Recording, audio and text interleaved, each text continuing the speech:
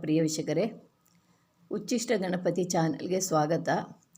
ಈಗೊಂದು ನಿಮಗೆ ಅದ್ಭುತವಾದಂಥ ಒಂದು ಯಂತ್ರ, ಸಂತಾನ ಇಲ್ಲದವರಿಗೆ ಒಂದು ಯಂತ್ರ. ಇದು ಭಾಳ ಪವರ್ಫುಲ್ ಆಗಿರೋಂಥ ಯಂತ್ರ. ಬರೆದು ನೋಡಿ, ಸುಮ್ಮನೆ ಇದರಲ್ಲಿ ನೀವು ಆಗುತ್ತಾ ಹೋಗುತ್ತಾ ಅಂತ ಅಂದ್ಕೊಳ್ಳೋಕೆ ಹೋಗಬೇಡಿ. ತುಂಬ ಜನ ಕೇಳ್ತಾ ಇದ್ದಾರೆ. ಸಂತಾನ ಒಂದು ದೇವಸ್ಥಾನದಿಂದ ಒಂದು ಕರೆ ಬಂದಿತ್ತು ನಮಗೆ.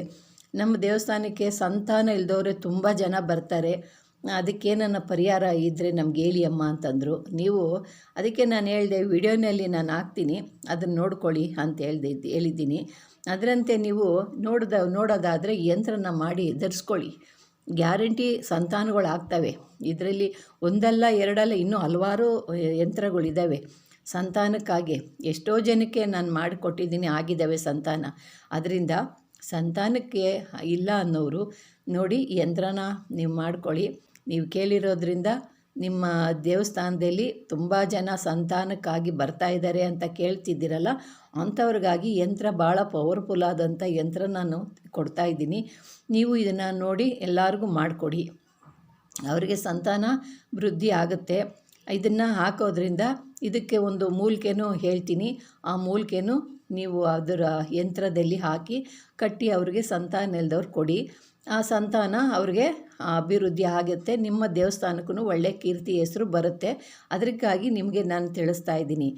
ಇದು ಸಂತಾನಕ್ಕಾಗಿ ಮಾಡೋ ಅಂಥ ಒಂದು ಯಂತ್ರ. ಇದು ಯಂತ್ರನ ನೀವು ಒಂದು ತಗಡನ್ನೆಲ್ಲಾದರೂ, ಪಂಚಲೋಹ ತಗಡಲ್ಲಾದರೂ ಬರಿಬೋದು, ಇಲ್ಲ ಅಂದರೆ ಒಂದು ಬುರ್ಜ್ ಪತ್ರನಲ್ಲೆಲ್ಲ ಬರಿಬೋದು. ನಿಮ್ಗೆ ಯಾವುದು ಸರಿ ಇದೆ ಅದರಲ್ಲಿ ಬರೀರಿ.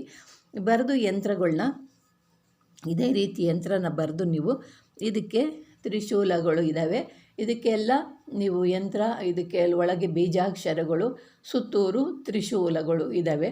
ಇದನ್ನು ನೀವು ಬರೆದುಬಿಟ್ಟು ಇದನ್ನು ನೀವು ಇದಕ್ಕೆ ಪ್ರಾಣ ಪ್ರತಿಷ್ಠೆ ಮಾಡಿ, ಇದಕ್ಕೆ ಪ್ರಾಣ ಪ್ರತಿಷ್ಠೆ ಆದ ನಂತರ ಇದನ್ನು ಶುದ್ಧೀಕರಿಸ್ಬೇಕು. ಎಲ್ಲದರಲ್ಲೂ ಹೇಳ್ತಾನೆ ಇರ್ತೀನಿ, ನೀವು ಅದನ್ನು ಮರಿಬೇಡಿ. ನಾನು ಏನನ್ನ ಒಂದು ಸತಿ ಹೇಳಿಲ್ಲ ಅಂದರೆ ಇದನ್ನು ನೀವು ಶುದ್ಧೀಕರಿಸಿ ಆದ ನಂತರ, ಶುದ್ಧಿ ಅಂದರೆ ಯಾವುದು ಅಂತ ಕೇಳ್ತೀರ, ಅದನ್ನು ಕೂಡ ನಾನು ಹೇಳಿರ್ತೀನಿ. ಆದರೆ ನೀವು ಕೊನೆವರೆಗೂ ನೋಡ್ತಿರೋ ಇರಲ್ವೋ, ಕೆಲವರು ಯಂತ್ರನೇ ಕಾಣಲ್ಲ ಅಂತೀರ. ಅದು ಯಾಕೆ ಹೆಂಗೆ ಕಾಣಲ್ಲ ಅಂತ ಹೇಳ್ತಿರೋ ನನಗೆ ಗೊತ್ತಿಲ್ಲ.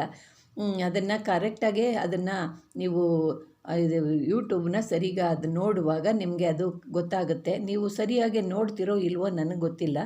ಅದರಿಂದ ನೀವೇನು ಮಾಡಬೇಕು ಅಂದರೆ, ಇದನ್ನು ಯಂತ್ರ ಬರೆದಾದ ಮೇಲೆ ಒಂದು ಹಾಲಿನಲ್ಲಿ ತೊಳೆದು, ಮತ್ತು ಇದನ್ನು ಅರಿಶಿನ ನೀರಲ್ಲಿ ಕ್ಲೀನಾಗಿ ತೊಳೆದುಬಿಟ್ಟು, ಪನ್ನೀರಲ್ಲಿ ತೊಳೆದಾದ ನಂತರ ಒಂದು 5 ನಿಮಿಷ ಪನ್ನೀರಲ್ಲಿ ಇಟ್ಟುಬಿಟ್ಟು ಅದನ್ನು ತೆಗೆದು ಬಟ್ಟೆನಲ್ಲಿ ಕ್ಲೀನಾಗಿ ಒರೆಸ್ಕೊಂಡು, ಅದು ತೊಳೆದು ಹಾಲಿನಲ್ಲಿ ಹಾಕಿರೋದನ್ನು ಚೆನ್ನಾಗಿ ತೊಳಿಬೇಕು, ಹೊಲಸಿರಬಾರ್ದು.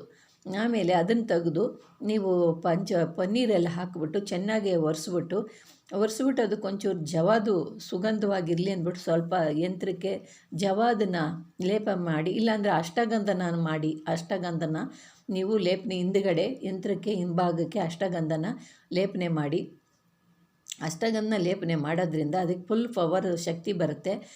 ಲೇಪನೆ ಮಾಡಿಬಿಟ್ಟಾದಮೇಲೆ ಅದಕ್ಕೆ ನೀವು ಪ್ರಾಣ ಪ್ರತಿಷ್ಠೆ ಮಾಡಿ ಅದಕ್ಕೆ ಧೂಪ ದೀಪ ನೈವೇದ್ಯಗಳನ್ನೆಲ್ಲ ಇಟ್ಟು ಪೂಜೆ ಮಾಡಾದ ನಂತರ ನೀವು ಯಂತ್ರನ ಒಂದು ತಾಯಿತೆ ಒಳಗೆ ಹಾಕಿಬಿಟ್ಟು ಅದಕ್ಕೆ ತೊಟ್ಲು ಬಳ್ಳಿ ಅಂತ ಬರುತ್ತೆ.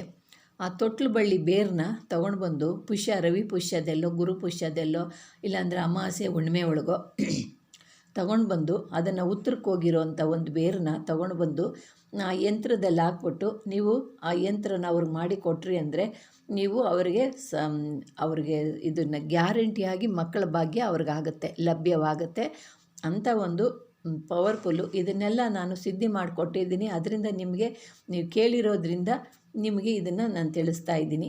ಇದನ್ನು ನೀವು ನಿಮ್ಮ ಬರೋವಂಥ ಜನಗಳಿಗೆ ಮಾಡಿಕೊಡಿ. ಅವ್ರಿಗೂ ಸಂತಾನಗಳು ಭಾಗ್ಯಗಳು ಆಗುತ್ತೆ. ಅವರು ಕೂಡ ಭಕ್ತಿ ಭಾವನೆಯಿಂದ ದೇವರಲ್ಲಿ ಪೂಜೆ ಪುನಸ್ಕಾರಗಳು ಮಾಡ್ಕೊಂಡು ಹೋಗ್ತಾರೆ ನಿಮ್ಮ ದೇವಸ್ಥಾನದಲ್ಲಿ. ಅದಕ್ಕಾಗಿ ಈ ಯಂತ್ರನ ನಿಮಗೆ ಕೊಟ್ಟಿದ್ದೀನಿ.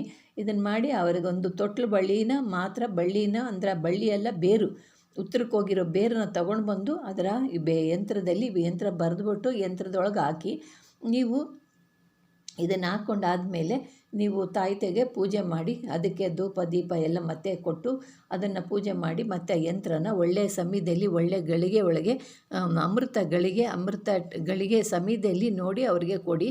ಅವ್ರಿಗೆ ಆ ಒಳ್ಳೆಯ ಸಮಯದಲ್ಲಿ ನೋಡಿ ಅದು ಕಟ್ಕೊಳ್ಳೋದ್ರಿಂದ ಕಟ್ಕೊಂಡು ಇದನ್ನು ಒಂದು ವಾರ 9 ದಿವಸ ಇದನ್ನು ಯಂತ್ರನ ಕಟ್ಕೊಂಡು ಆ ಸೊಂಟದಲ್ಲಿ ಕಟ್ಕೊಂಡು ಅವ್ರು ಹೋಗಿ ಅರಳಿ ಮರ ಪೂಜೆ ಮಾಡೋಕ್ಕೆ ಹೇಳಿ.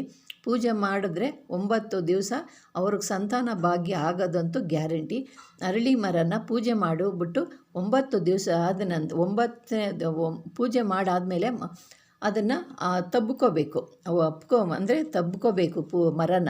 ನನಗೆ ಸಂತಾನ ಫಲ ಆಗಬೇಕು ಅಂತ ಹೇಳ್ಬಿಟ್ಟು ಪ್ರಾರ್ಥನೆ ಮಾಡ್ಕೋಬೇಕು.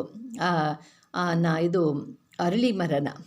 ಆ ಅರಳಿ ಮರದಲ್ಲಿ ಎಲ್ಲ ದೇವತೆಗಳು ಅಲ್ಲಿ ವಾಸವಾಗಿರ್ತಾರೆ. ಅದರಿಂದ ಆ ಅರಳಿ ಮರದಲ್ಲಿ ನೀವು ಕೇಳಿಕೊಂಡು ನೀವು ಬೇಡಿಕೊಂಡು ಪೂಜೆ ಮಾಡಿಬಿಟ್ಟು ಬಂದರೆ ನಿಮಗೆ ಸಂತಾನ ಉತ್ಪತ್ತಿ ಆಗೋದ್ರಲ್ಲಂತೂ ಯಾವುದೂ ಸಂಶಯವಿರೋದಿಲ್ಲ. ಇದನ್ನು ಮಾಡಿ ಪ್ರಿಯ ವೀಕ್ಷಕರೇ. ನೀವು ಇದು ಇನ್ನೂ ಬೇಕು ಅನ್ನೋದಾದರೆ ನಾನು ಇನ್ನೂ ಇದೇ ಥರ ಸಂತಾನದ್ದು ನಾನು ಇನ್ನೂ ಮುಂದೆ ಇನ್ನೂ ಹಾಕ್ತಾ ಹೋಗ್ತೀನಿ.